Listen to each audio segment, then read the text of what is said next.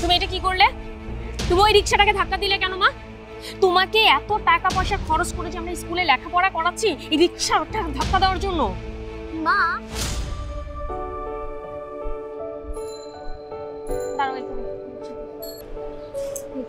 আচ্ছা মা, আজকে না হয় আমরা হেঁটে হেঁটে যাই না, প্রতিদিন তো আমরা রিকশা দিয়ে যাই, আজকে হেঁটে হেঁটে যাই প্লিজ মামা প্লিজ। আচ্ছা ঠিক আছে চলো।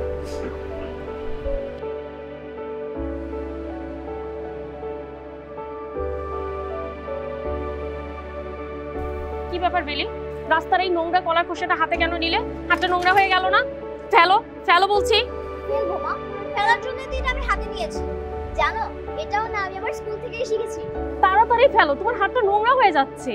মা তুমি আমার হাতের কথা ভাবছো, আমি ভাবছি সেই ব্যক্তির কথা যে কিনা এই কলার খোসাটা রাস্তার ভিতরে ফেলেছে।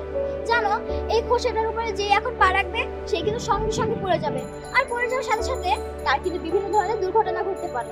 বলো তো এটা কি কোনো কথা হলো? আর তুমি কি এটা জানো না মা? হ্যাঁ জানি তো, এই কথা শুধু আমি না, এই কথা সবাই জানে। তারপরও যে কেন মানুষ এই রাস্তার মধ্যে কলার খোসাটা ফেলে বুঝি না। যাই হোক, তুমি এই কলার খোসাটা এখন এক সাইডে রাখো, তাড়াতাড়ি চলো। ফেলবো, কিন্তু এখানে না, যেখানে আমাদের ডাস্টবিন আছে সেখানেই ফেলবো। ঠিক আছে চলো।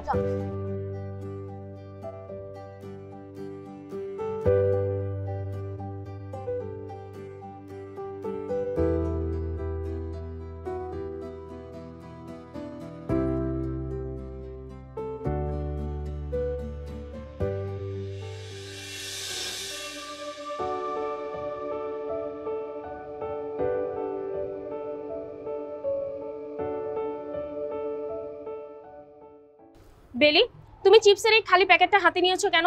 কলার খোসা না হয় মানুষ পা পিছলে পড়ে যেয়ে দুর্ঘটনা ঘটতে পারে, এই জন্য কলার খোসাটাকে সরাইয়া।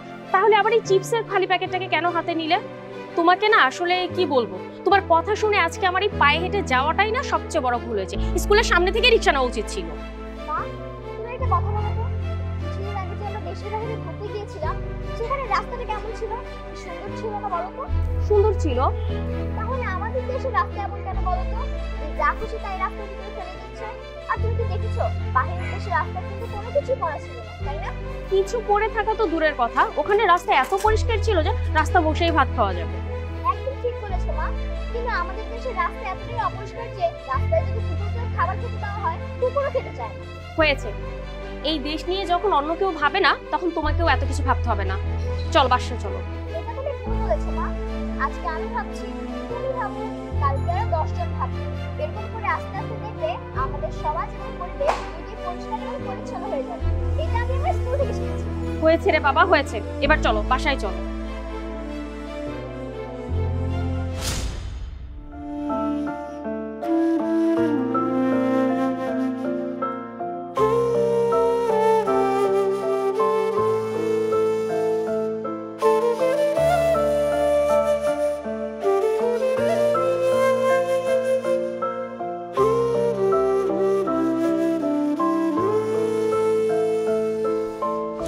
কি করলে? তুমি ওই রিকশাটাকে ধাক্কা দিলে কেন মা? তোমাকে এত টাকা পয়সা খরচ করে যে আমরা স্কুলে লেখাপড়া করাচ্ছি এই রিকশাটা ধাক্কা দেওয়ার জন্য? মা সেটা একটা বৃদ্ধা মানুষ, রিকশাটা দিয়ে যেতে পারছিল না, তাই তাকে আমি জাস্ট একটু হেল্প করার চেষ্টা করছিলাম। আর এগুলো আমাকে আমার স্কুল থেকেই শেখানো হয়েছে যে কেউ যদি কখনো বিপদে পড়লে তাকে সাহায্য করতে হবে, অসহায় মানুষের পাশে দাঁড়াতে হবে এবং সুখে দুঃখে মানুষের সবসময় সঙ্গে থাকতে হবে। কেন মা তুমি কি এটা জানো না? হ্যাঁ জানি, মানুষের অনেক বেশি উপকার হচ্ছে তাই না? চলো এখন বাসায় গিয়ে তোমাকে দেখাচ্ছি। আসসালামু আলাইকুম। ওয়ালাইকুম সালাম। কি ব্যাপার বেলি, আজকে পায়ে হেঁটে যাচ্ছ যে? আর বললেন না স্যার, এই পায়ে হেঁটে আসাতেই তো এত সব ঝামেলার সৃষ্টি হলো। ঝামেলা সৃষ্টি হয়েছে কেন? বেলি আবার কিছু করেছে নাকি?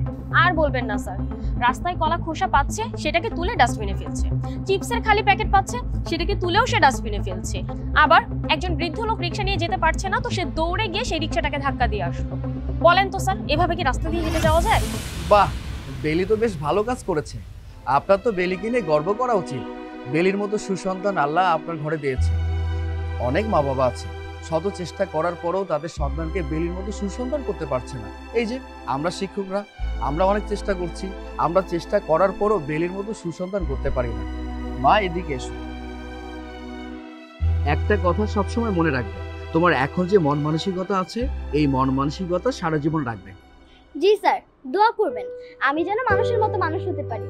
আর হ্যাঁ, ধন্যবাদ জানাই আমার মা এবং বাবাকে, কারণ তারা আমাকে খুবই ভালো একটি বিদ্যালয়ে ভর্তি করিয়েছে এবং আমি পেয়েছি আপনাদের মতো এত ভালো শিক্ষক।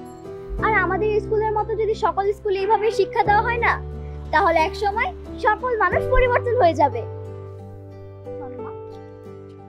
আসসালামু আলাইকুম স্যার। ওয়ালাইকুম সালাম। বেলির জ্ঞান বুদ্ধি উদারতা দেখে এতটাই ভালো লাগলো। বেলির মতো যদি প্রতিটা সন্তান হয় তাহলে হয়তোবা আগামী প্রজন্ম ভালো কিছু করবে, আমি বিশ্বাস করি।